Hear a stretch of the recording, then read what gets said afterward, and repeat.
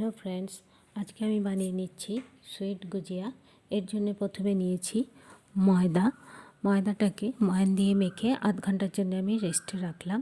এর মধ্যে বানিয়ে নিচ্ছি পুরের জন্য নিয়েছি ড্রাই কোকোনাট, নারকেলের গুঁড়ো, তার সঙ্গে কাজু, কিশমিশ, সুগার, খোয়া সবগুলো একসঙ্গে ড্রাইভাবেই আমি মিশিয়ে নিয়েছি। এরপর যে মোল্ডগুলো নিয়েছি, মোল্ডের মধ্যে বেলে নিয়ে লুচির মতো বেলে নিয়ে গোল গোল আকার দিয়ে সেইগুলোকে মোল্ডের উপর রেখে তার মধ্যে পুরটা ভরেছি।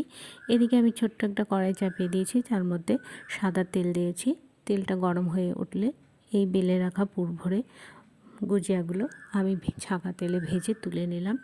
এবং আজকে রেডি হয়ে গেল একটা মিষ্টি রেসিপি, গুজিয়া আইটেম। ভালো লাগলে বন্ধু শেয়ার করো, কমেন্টস করো, লাইক করো।